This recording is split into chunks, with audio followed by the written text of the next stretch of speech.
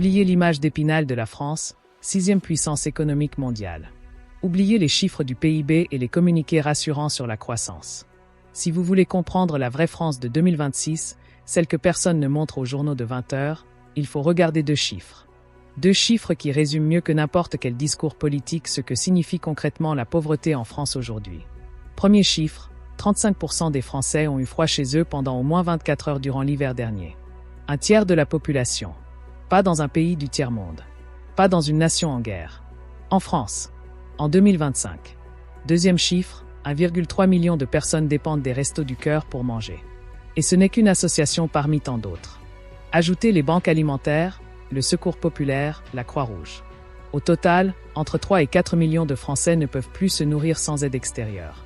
Bienvenue dans le pays où chauffer son logement et remplir son frigo sont devenus un privilège.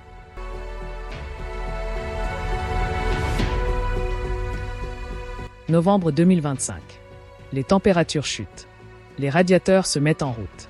Et pour des millions de Français, commence alors l'arbitrage le plus cruel qui soit, se chauffer ou manger. Parce qu'on ne peut plus faire les deux. C'est aussi simple et aussi terrifiant que cela. Les chiffres de l'Observatoire national de la précarité énergétique sont accablants. En 2023, 3,1 millions de ménages étaient en situation de précarité énergétique. Cela signifie qu'ils consacrent plus de 8% de leurs revenus disponibles à l'énergie de leur logement tout en faisant partie des 30% les plus pauvres. Mais ce pourcentage, froid et bureaucratique, ne dit pas grand-chose. Ce qui parle vraiment, c'est le ressenti. Et le ressenti, lui, est brutal. 35% des Français ont eu froid dans leur logement durant l'hiver 2024 à 2025. C'est 5 points de plus qu'en 2024. C'est le double d'il y a 5 ans.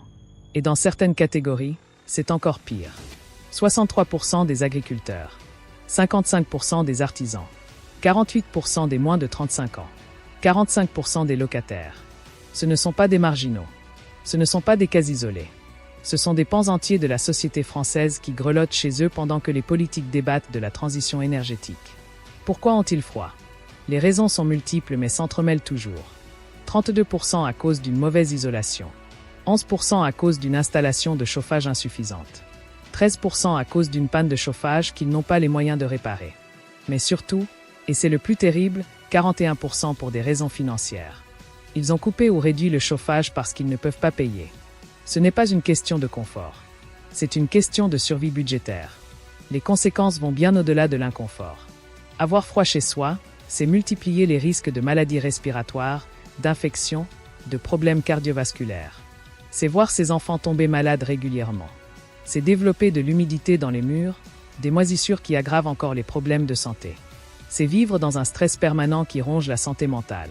C'est l'isolement social parce qu'on n'ose plus inviter personne dans un appartement glacial. La précarité énergétique ne tue pas en un jour. Elle détruit lentement, silencieusement, méthodiquement.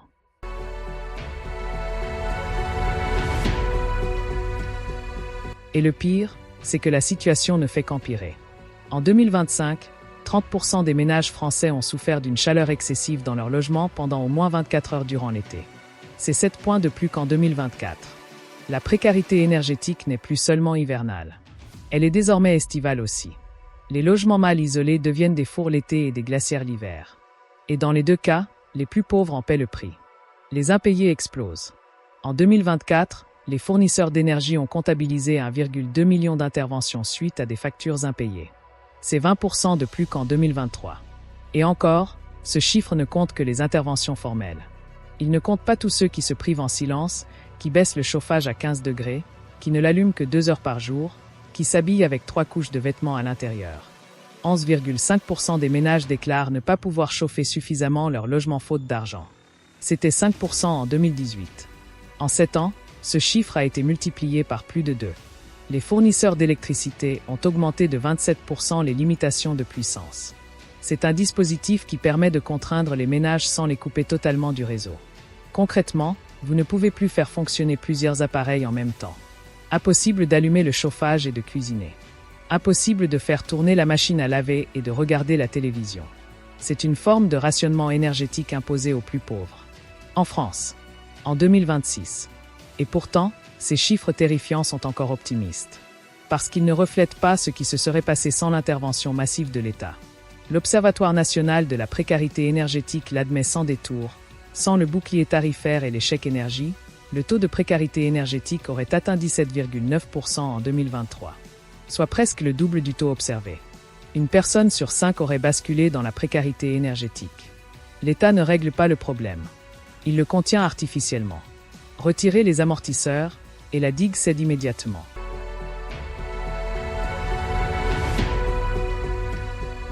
Mais la précarité énergétique n'est qu'une moitié du tableau.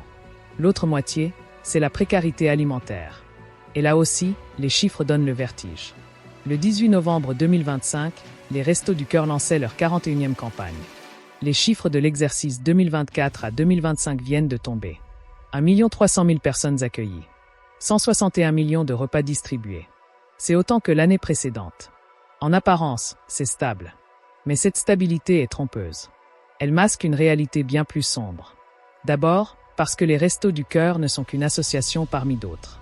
Les banques alimentaires ont distribué près de 10 000 tonnes de denrées lors de leur collecte nationale de novembre 2024. Entre 2020 et 2023, le nombre de personnes accompagnées par les banques alimentaires a augmenté de 34%. 2,4 millions de personnes dépendent aujourd'hui de ce réseau. Le Secours populaire aide 1,8 million de personnes par an. Au total, selon l'INSEE, entre 3 et 4 millions de Français ont recours à l'aide alimentaire. C'est 5% de la population. Un Français sur 20 ne peut plus se nourrir sans charité. Et ce qui est encore plus glaçant, c'est qui sont ces gens. Ce ne sont plus seulement des SDF ou des chômeurs de longue durée. La moitié des personnes accueillies au Restos du Cœur ont moins de 25 ans. Un tiers a moins de 15 ans. 15% ont moins de 5 ans. Des bébés. Des enfants en bas âge. Des adolescents. Une génération entière qui grandit en dépendant de l'aide alimentaire. 77% des familles aidées par les restos vivent avec 2 fois moins que le seuil de pauvreté, soit environ 644 € par mois. 42% n'ont plus aucun moyen de subsistance une fois leurs charges payées. Les profils changent aussi.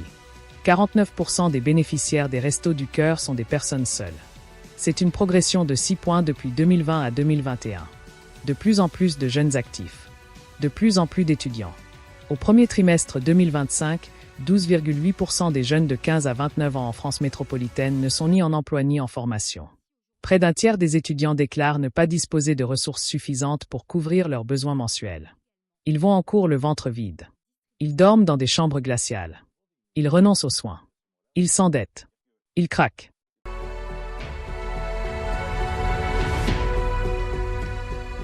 Pourquoi cette explosion ? Parce que le coût de la vie a explosé plus vite que les revenus. L'inflation alimentaire a dépassé 20% entre 2022 et 2024. Le prix du pain, des pâtes, de l'huile, du lait, de la viande. Tout a augmenté. Les salaires, eux, n'ont pas suivi. Résultat, la part du budget consacré à l'alimentation a fondu. Avant, on pouvait se nourrir correctement avec un SMIC. Aujourd'hui, même avec un emploi à temps plein, certains n'y arrivent plus.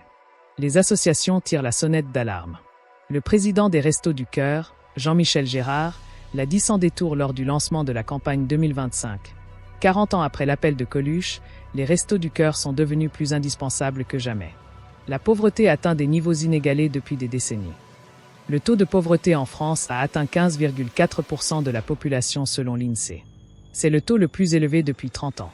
10 millions de personnes vivent sous le seuil de pauvreté. Et ce seuil lui-même est dérisoire, 1 288 € par mois pour une personne seule en 2026. Les bénévoles ne suffisent plus.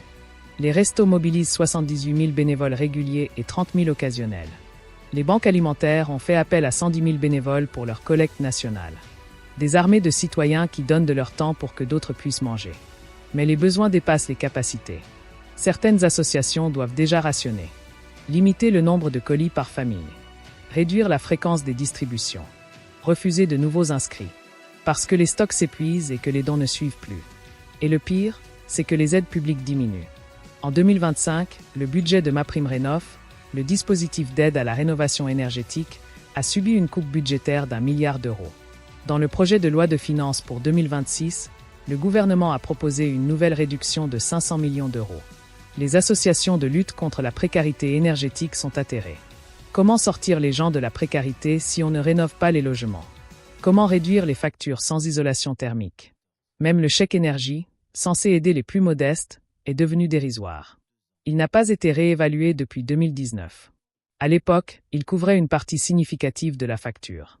Aujourd'hui, avec l'explosion des prix, ils ne représentent qu'une goutte d'eau. Et pire encore, le plafond d'éligibilité est désormais inférieur au seuil de pauvreté. Autrement dit, des gens pauvres sont exclus de l'aide parce qu'ils ne sont pas assez pauvres aux yeux de l'administration.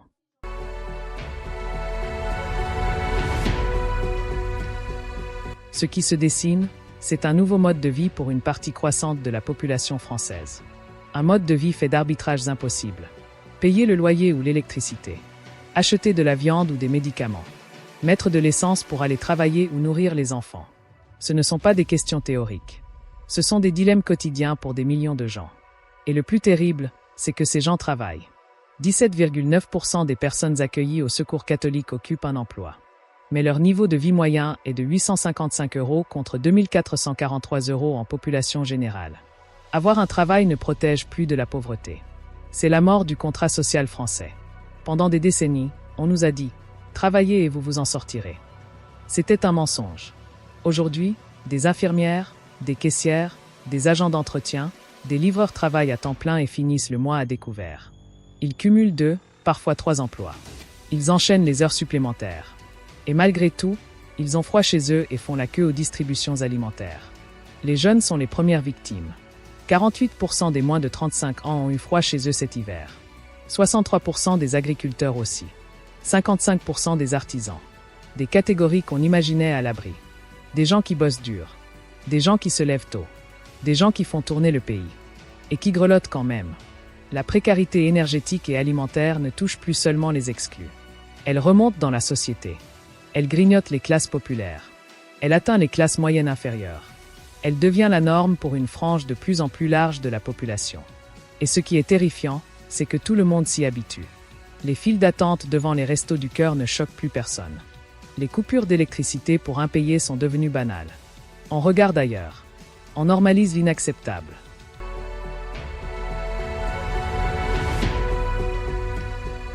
Au fond, ce que révèlent ces chiffres sur la précarité énergétique et alimentaire, c'est l'existence de 2 France qui ne se voient plus. D'un côté, une France qui discute de transition écologique, de voitures électriques, de voyages en avion. Une France qui s'inquiète du réchauffement climatique en sirotant un café bio à 4 €. De l'autre, une France qui ne pense qu'à une chose, survivre au mois. Payer les factures. Nourrir les gosses. Ne pas se faire expulser. Ces 2 Frances vivent dans le même pays. Elles croisent parfois les mêmes rues. Mais elles ne se parlent plus. Elles ne se comprennent plus. Pour la première, la pauvreté est un sujet de débat télévisé. Pour la seconde, c'est la réalité du matin au soir.